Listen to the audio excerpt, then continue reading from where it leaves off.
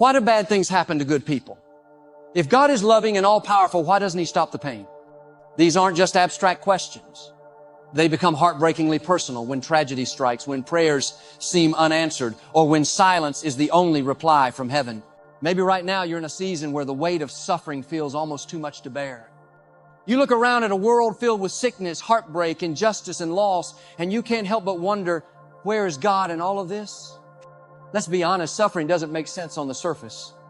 We cry out for healing, but the illness lingers. We pray for deliverance, but the struggle continues. People offer simple phrases.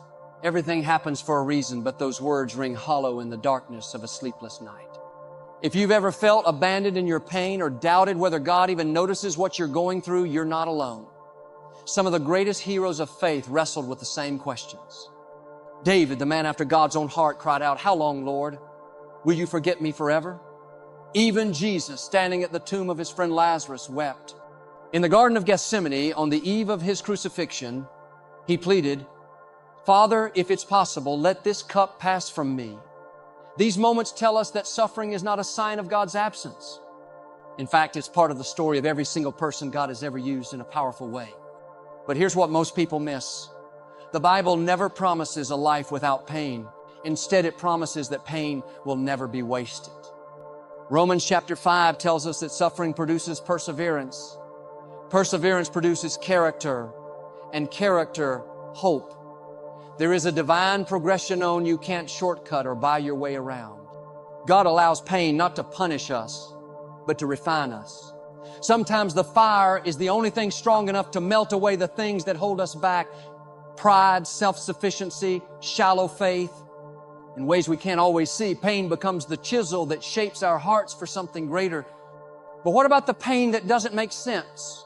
The tragedies that seem random, the evil that feels senseless, the kind that fills headlines and breaks hearts?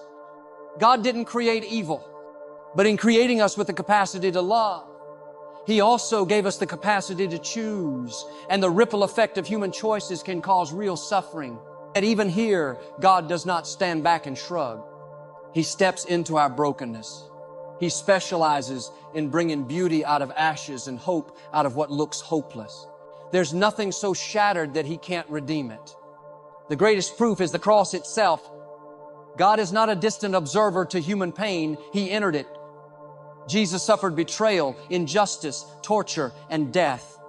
He took the weight of every sin, every wound, every grief. When you walk through the fire, you do so with the one who knows the deepest agony and still chose to love. In your suffering, you are never alone. God isn't just aware He is with you, present in the pain, working in ways you may not understand yet. Sometimes the process is like surgery. Imagine a patient on the table fearful of the pain that's about to come. But the surgeon knows what is necessary to remove what would otherwise destroy. Or picture gold being refined by fire-intense heat that burns away every impurity, not to destroy, but to reveal its beauty and worth. Pain in God's hands is never cruelty. It's the careful, loving work of a master craftsman who refuses to let us settle for less than what He created us to be. If you're in the midst of suffering, know this: God welcomes your questions. He isn't threatened by your doubts or anger. Cry out to Him. You can be honest just like David, just like Jesus. Don't isolate yourself. Let others hold up your arms when you're too tired to pray.